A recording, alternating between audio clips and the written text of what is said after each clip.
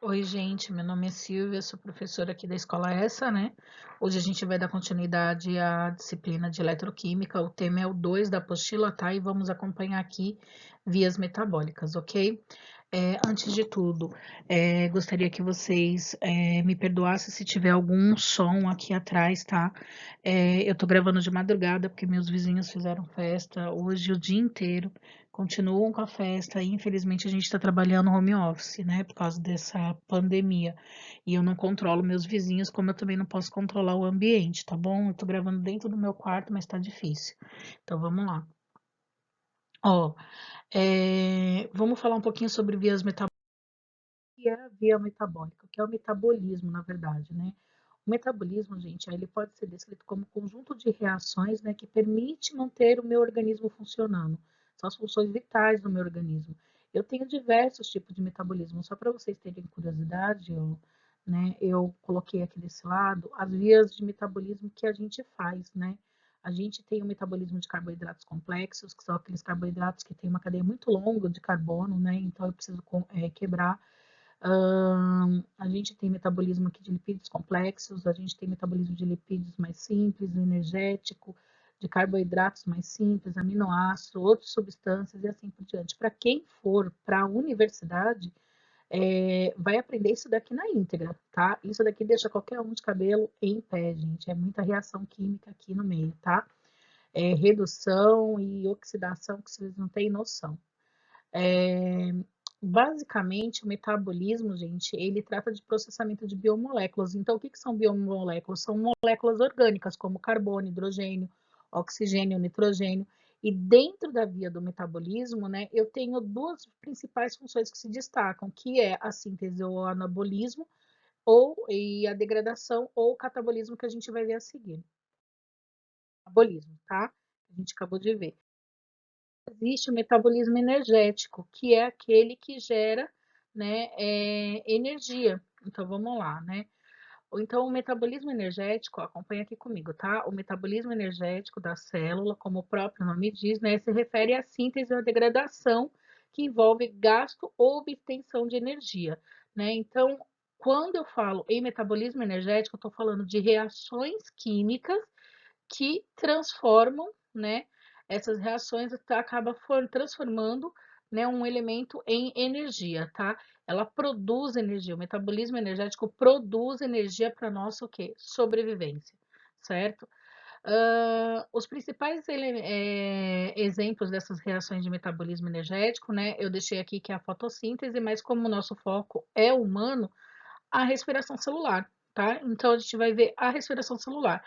A respiração celular ela é um processo que pode ser realizado tanto por plantas como animais. Ponto, né? A gente tem aí a fotossíntese, a gente tem aí a respiração celular animal, né?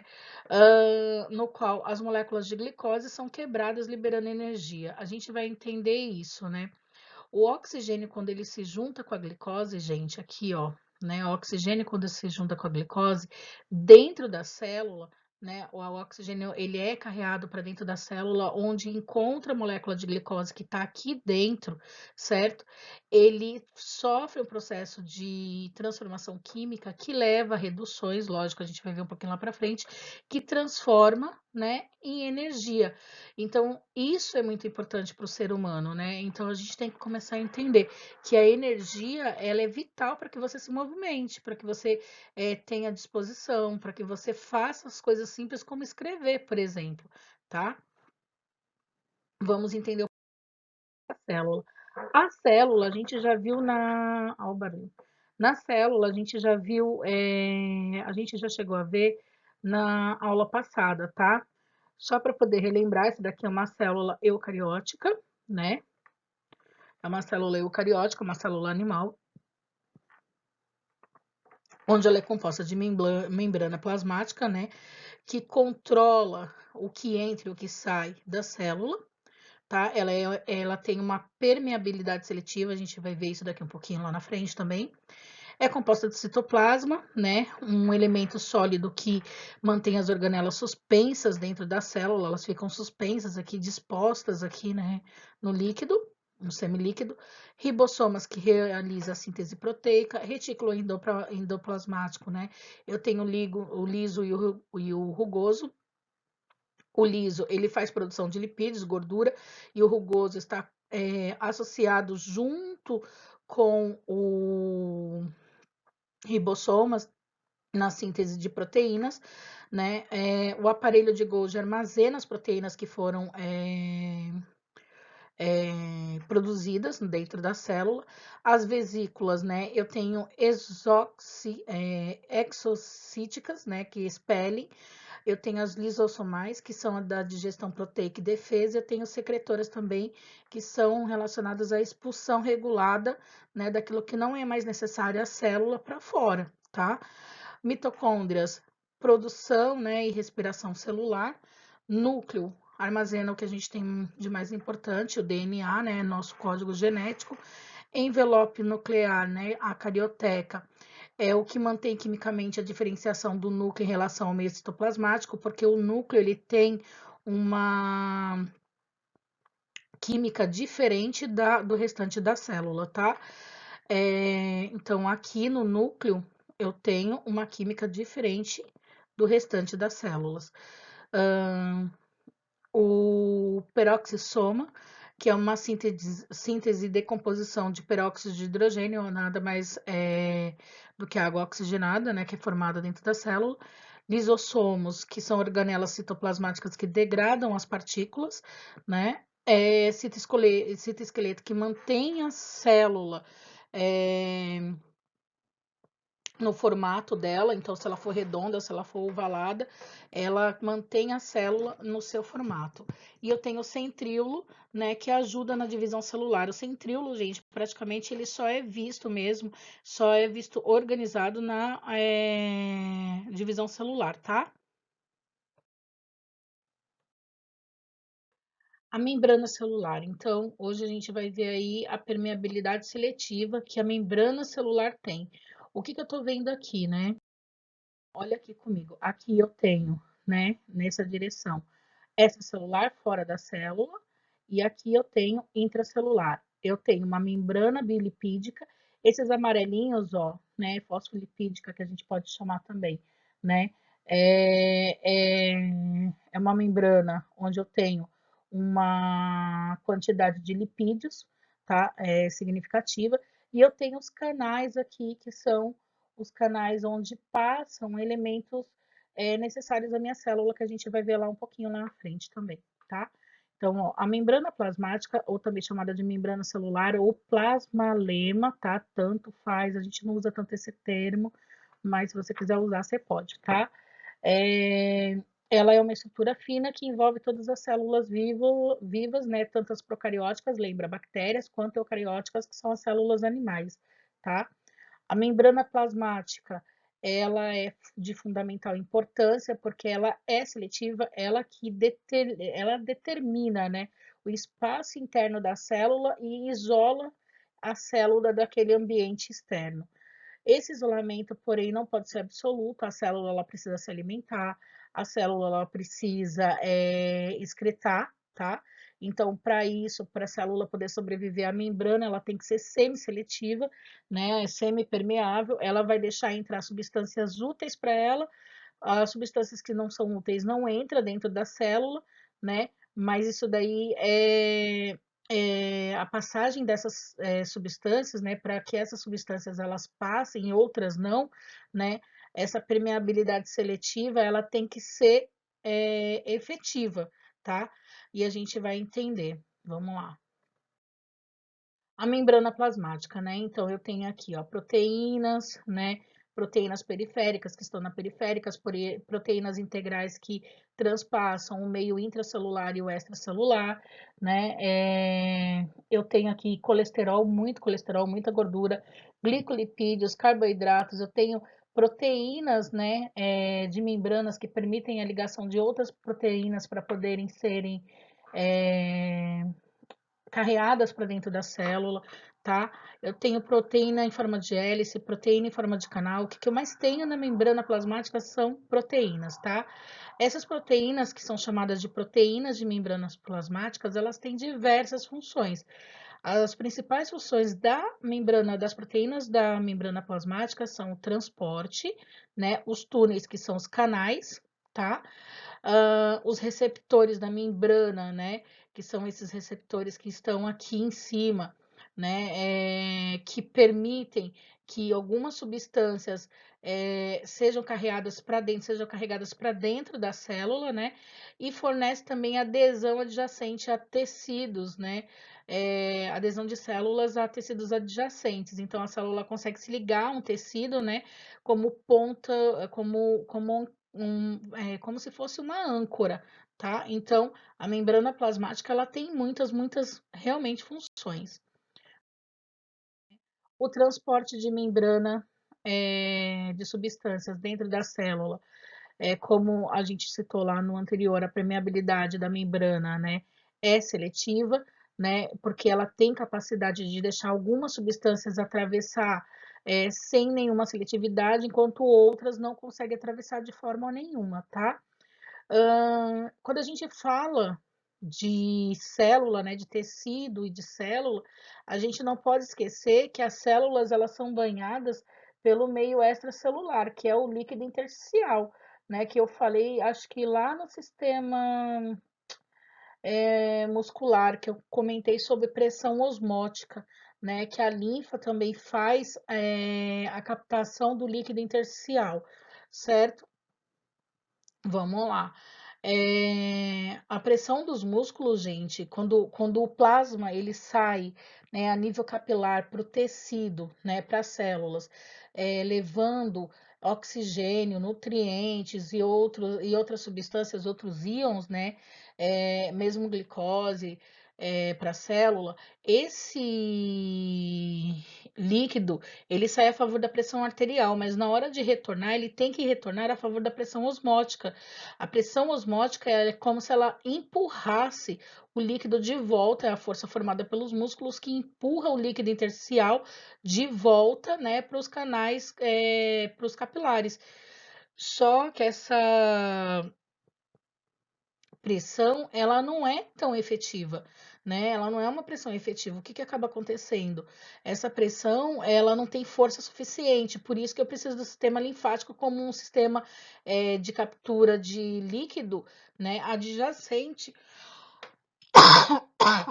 Desculpa, gente. Adjacente ao meu tecido, né? Se eu não tivesse isso, eu praticamente estaria com um edema, um inchaço gigantesco, né? Porque o líquido ele não ia sair do meu tecido, porque a pressão osmótica ela não tem uma força tão substancial quanto a pressão arterial tem para fazer sair o plasma a nível capilar, tá?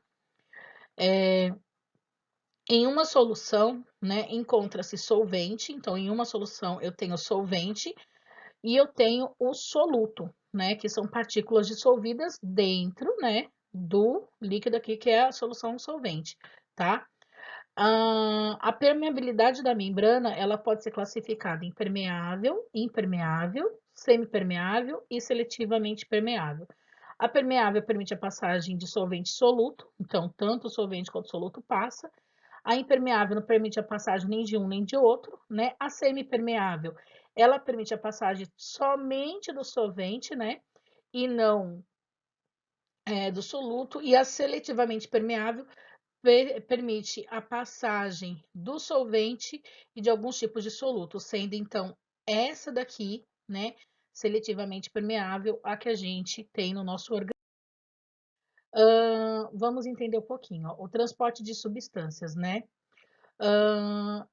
Como eu falei, a membrana plasmática ela é seletivamente permeável. Então, o que que acaba acontecendo, né?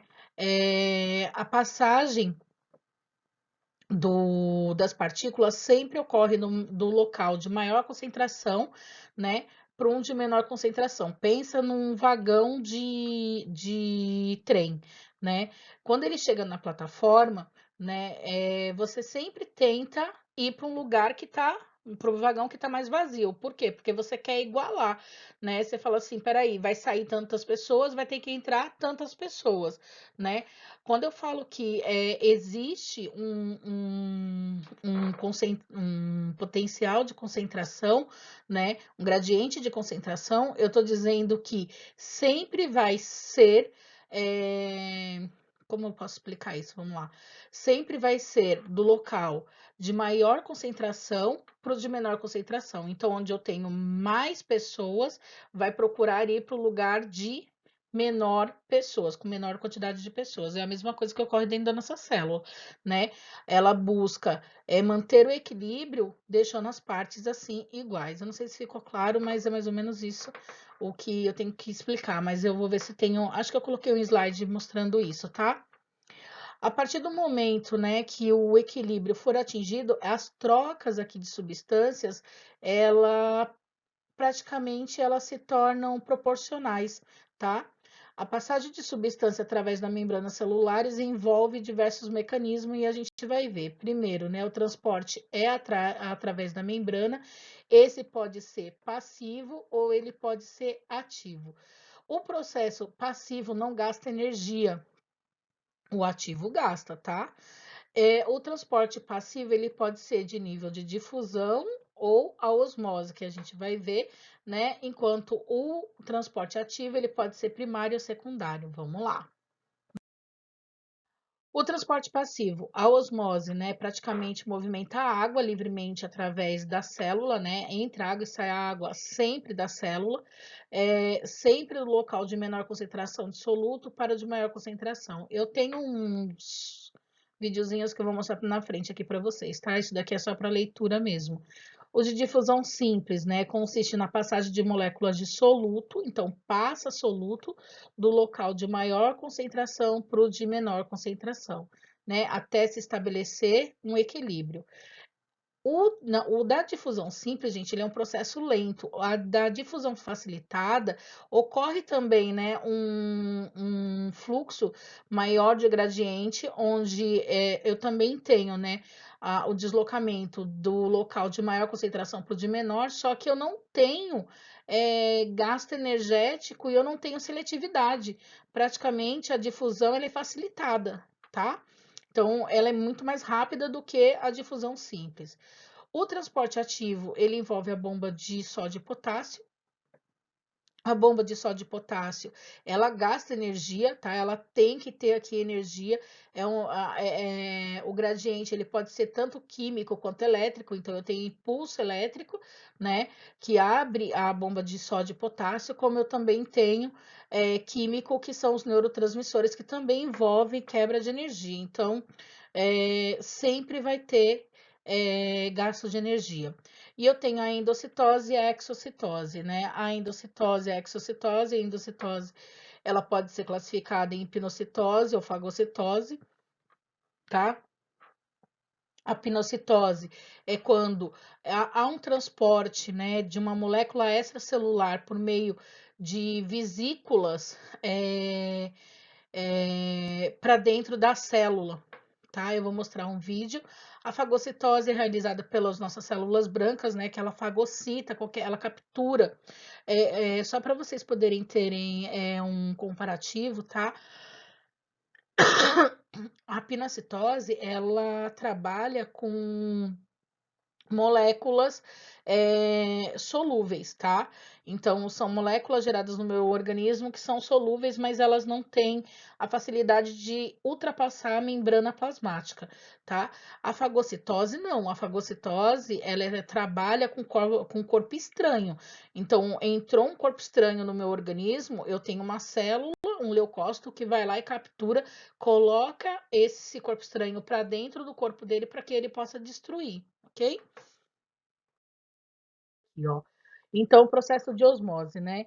Eu tenho aqui 3 exemplos que seja básico para vocês. Então, assim, ó, quando, né, o meio ele é hipotônico, tem pouco íons específicos, tá? O que que vai acontecer? A água, ela vai entrar dentro da célula, né? A água, ela flui rapidamente para dentro da célula. Quando o meio ele é isotônico, a minha célula ela fica em equilíbrio, ela não ganha e não perde água, tá? Ela mantém o equilíbrio. Aqui a célula, não, no hipotônico, hipotônico, a célula ela incha. É diferente, por exemplo, do hipertônico. Vamos supor que no hipertônico, né, o meio tenha mais, por exemplo, íons de sódio. O que vai acontecer? A água ela vai sair da minha célula a favor da concentração do meio. Então, a minha célula ela desidrata, tá? Então, quando, por exemplo, se a minha célula tiver concentração maior, né? Se a minha célula tiver concentração maior, vou dar o exemplo de sódio, tá? De sódio, o fluxo de água vai entrar mais rapidamente dentro da minha água, da minha célula e vai inchar minha célula.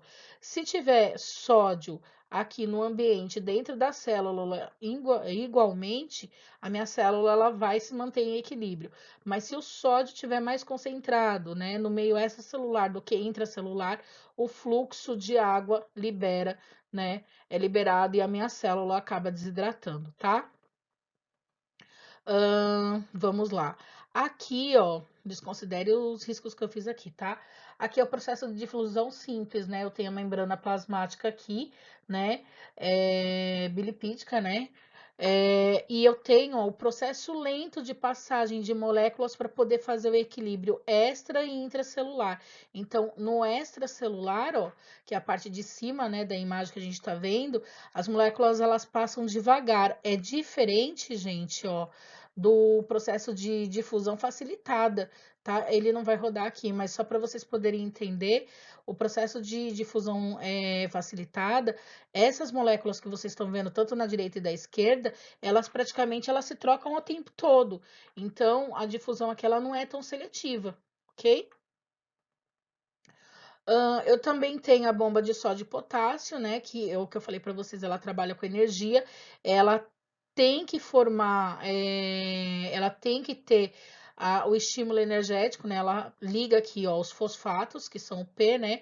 Mais a adenosina, formam o ATP e a bomba de sódio, ela se converte, liberando o sódio para dentro, né? O canal de sódio, esse sódio que tá aqui, né? Essas moléculas de sódio acaba sendo movimentadas para dentro da célula, tá? Ou para fora da célula, ok? Eu também tenho a pinocitose. A pinocitose foi aquelas vesículas que eu falei para vocês. Às vezes, o nosso organismo ele tem moléculas que não têm canais de passagem, tá? O que, que a membrana plasmática faz? Ela captura, né? Essas moléculas por meio de uma vesícula e coloca para dentro da célula. Então, é um meio da célula ter essa molécula essencial também para ela, tá? Eu tenho também a fagocitose. A fagocitose é diferente. Por exemplo, vamos supor que o que está correndo aqui em pretinho fosse uma bactéria, né? A célula que você está vendo se movimentando é um leucócito, é uma célula branca, tá? Uma célula de defesa, não é uma leucócito, tá? Uma célula de defesa. Então, o que acaba acontecendo? Ele vai atrás dessa célula, captura essa célula, por exemplo, bacteriana, coloca para dentro dele e destrói, tá? Isso é fagocitar, ok? Aqui também, ó, eu tenho o processo, então, de fagocitose, né, que é o que a gente acabou de ver. A membrana plasmática, ela possui pseudos pés, né, que faz com que a célula, ela ande, caminhe daquela forma que a gente viu, e ela captura as partículas do meio extracelular e põe para dentro dela por meio do fagócimo, tá? Então, ela degrada essa célula aqui, né, matando ela. A pinocitose, né, é o que eu mostrei para vocês antes, que trabalha com as moléculas que são importantes ao meu corpo, que não tem passagem seletiva, né, não tem passagem, fluxo livre para dentro da célula, e quando chega aqui na membrana, né, ela tem é como se fosse uma invaginação, né, ela é colocada para dentro do citoplasma, dentro de uma vesícula, tá? A exocitose, gente, ela é o processo inverso, tá? Da fagocitose. Você imagine que a exocitose seja, por exemplo, eu preciso fazer liberação de hormônio. Então, a minha célula produziu um hormônio específico e esse hormônio precisa estar na corrente sanguínea. Como que ocorre, né? Ela libera esse hormônio dentro de uma proteína, né? Essa proteína vai em direção à membrana, acaba abrindo e liberando o conteúdo para fora, tá? Isso seria, então, a exocitose. Ah, aqui tem, ó, eu tinha esquecido, tá? Eu tenho a secreção construtiva, né, e a secreção regulada. A construtiva são proteínas, por exemplo, recém-formadas lá no complexo de Golgi, tá? Então, o que que acontece? O complexo de Golgi faz essas vesículas, né, faz essas vesículas aqui, libera no citoplasma e o citoplasma carrega para membrana plasmática, liberando, né, o seu conteúdo após. A secreção regulada, por exemplo, por íons de cálcio, faz quase a mesma coisa, tá? Só que daí são substâncias, outras substâncias que são liberadas no citoplasma. Trabalho aeróbico e anaeróbico. Isso daqui é um pouquinho complexo, eu preciso que vocês prestem atenção, tá? Eu não quero que vocês vejam, a não ser que vocês tenham curiosidade, tá? Ciclo de Krebs, essas coisas, porque assim, é um mapa químico, bioquímico muito grande e muito complexo. É o que eu falei, é que nem a primeira cadeia que eu mostrei para vocês. Quando vocês forem para a universidade, que eu sei que vocês irão com fé, né? Aí vocês trabalham isso lá. Enquanto isso, gente, o que vocês precisam saber tá aqui, tá? O trabalho aeróbico e anaeróbico, né? O que que é o trabalho aeróbico? É o que consome oxigênio. Quando você respira, você promove o quê? Energia, tá? Então, essa energia eu posso ver, por exemplo, quando eu pratico exercício físico e eu obtenho a contração muscular. Então, quimicamente, né, metabolicamente, o que que acontece no meu corpo? A atividade física, né, mais o oxigênio, né? Porque eu preciso, para atividade física, eu preciso do oxigênio, porque a gente respira, tá? Então vamos lá. Atividade física mais oxigênio, né? Então, peraí, desculpa. Durante a atividade física, eu consumo oxigênio, certo? Então, ó, eu vou pegar o oxigênio. Esse oxigênio, ele vai se ligar à glicose que está dentro da minha célula, lá no citoplasma da minha célula. O que que vai acontecer aqui? Vai acontecer uma reação química, né? A glicose, ela vai liberar essa união do oxigênio com a glicose, libera água e gás carbônico, né? E forma a molécula de ADP mais fosfato, né? Que vai transformar em energia, tá? Basicamente é isso, certo? A molécula formada, né, a partir dessa redução aqui que a gente teve, da redução do oxigênio com a glicose, tá? Ela vai dar origem a uma molécula de uma molécula de ácido pivúrico, tá? Que é proveniente da via de glicólise, tá? Da redução da glicose. Essa molécula perdeu oxigênio, perdeu gás carbônico, tá? Ela perde gás carbônico. E aí ela começa a entrar, né? Num ciclo muito louco que a gente vai ver agora, tá? Esse ácido pivúrico, ele fica alojado dentro do mitocôndrias da célula. E ele reage, né, com uma molécula que tem lá dentro chamada coenzima A. Essa reação, gente, produz acetilcolina, tá? A acetilcolina, ela sofre uma oxidação ainda dentro do mitocôndrias e ela segue, né, o caminho dela metabólico dentro do ciclo de Krebs. Esse ciclo de Krebs, ele faz oxidações e reduções, perde elétron, perde íons, né, gerando, assim, um produto final, o ATP, que é a energia que a gente precisa para fazer mais energia, tá? Então, assim, por isso que eu falei para vocês, se você entender que nessa explicação que eu preciso de oxigênio e glicose para formar ADP, para ter ATP, né? E que essa transformação me dá o ácido pivúrico, que vai sofrer redução e que dentro do mitocôndrias da célula, esse ácido pivúrico, né, ele sofre uma série de transformações químicas para poder depois gerar energia, para mim tá ótimo. Certo? Essa via, como eu falei, é uma via complexa. Para explicar ela simplificamente, gente, é muito difícil, porque só por curiosidade eu gostaria que vocês buscassem o ciclo de Krebs na internet, só para vocês poderem entender o que eu tô falando, tá? Porque assim, se eu fosse explicar o ciclo de Krebs para vocês aqui, a gente não ia ficar só uma aula, tá? Porque eu aprendi ciclo de Krebs na faculdade durante um semestre. Então, assim, você imagine como é difícil entender isso, tá? Já no ciclo anaeróbico, né, eu tenho a produção de energia mesmo na ausência do oxigênio. Eu não preciso do O2, tá, para poder ter energia. E aqui eu tenho dois processos. Eu tenho a formação da energia pelo armazenamento da energia nos músculos, que é o ATP mais a creatina fosfato, né? Que é aquela. No vídeo do músculo, até mostrei para vocês, que tem até uma figurinha onde eu falo de actina, miosina, dá uma repassada nesse vídeo, tá? Então, aqui eu tenho, né, a movimentação muscular sem, né, a presença do oxigênio.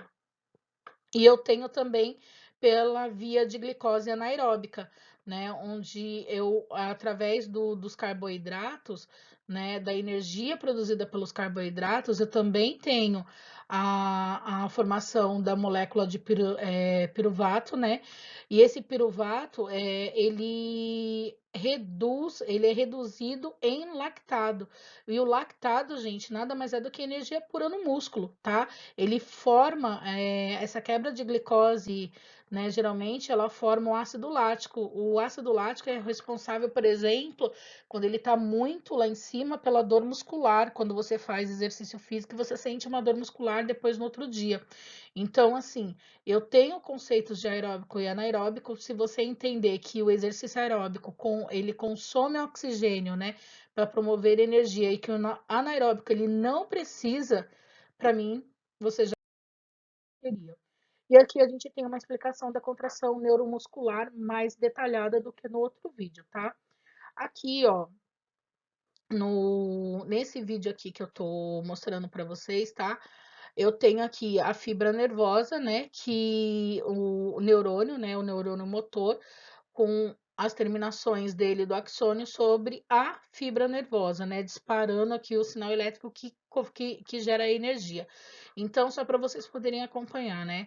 A contração ela é sempre desencadeada por um estímulo nervoso, que a gente pode chamar de potencial de ação, né? Esse estímulo, ele sempre vai se propagar, nesse caso, da fibra nervosa, tá?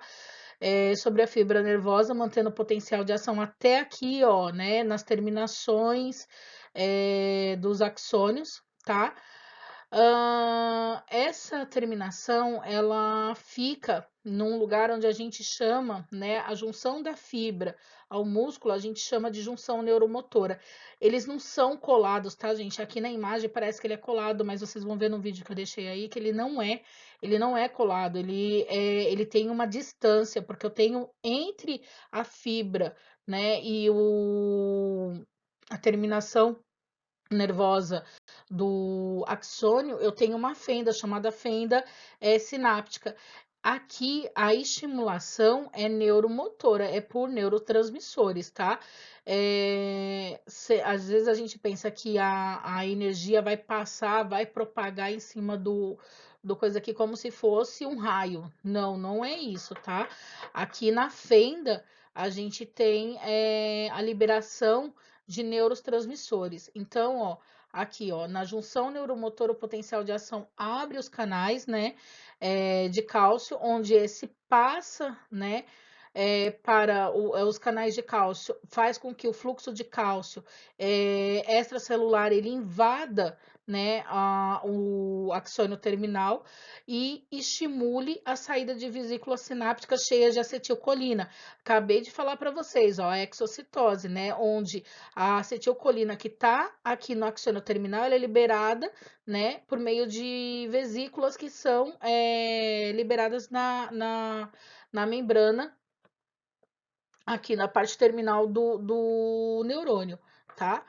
A acetilcolina liberada, ó, na fenda sináptica, né, ela age sobre a placa neuromuscular, tá? A placa muscular, perdão, onde ela tem, né, aqui nessa placa, né, nessa base aqui, ó, tá? Que tá mostrando agora, né? Ela tem uns canais de acetilcolina, que são esses canais específicos. Esses canais, eles pegam esse neurotransmissor, né? Capturam para ele, fecham os canais e esses canais estimulam outros canais. Então, o que que ele faz? Ele abre os canais de sódio e o sódio presente na fenda, ele invade a fibra muscular.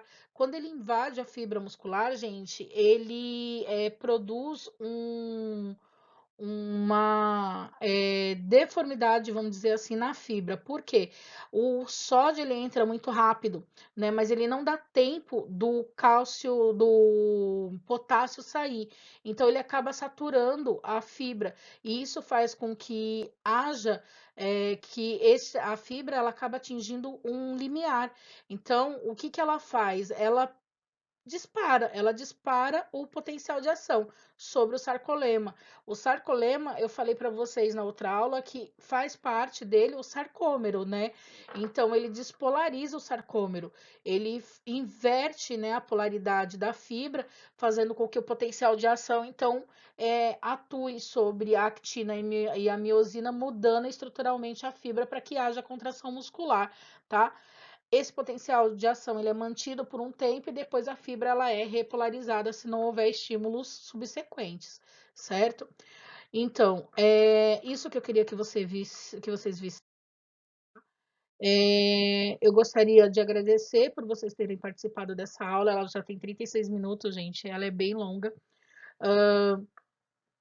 Hoje, a aula de hoje, não esqueçam, por favor, tá? Que vai cair o que eu passei no tema 1, né? Ou o que estava na disciplina ontem, tá? Vai ter um questionário valendo um peso de 5, porque são 2 questionários no final de cada aula, vai ter 2 questionários, perdão, vai ter um questionário a cada 2 aulas, tá? Então, esse vai valer 5. Se você tirar 5 e 5, você tem 10. Se você não tirar, né? A nota ela vai sendo somada conforme aquilo que você vai tirando. Eu mandarei o link para o acesso, tá? Para vocês fazerem essa atividade online, né? Porque ela é alternativa, tá? E eu tô aqui esperando vocês durante o horário de aula. Lembrando que a aula começa às 8h30 e termina, né, às 11h30, tá? Qualquer dúvida é só me chamarem.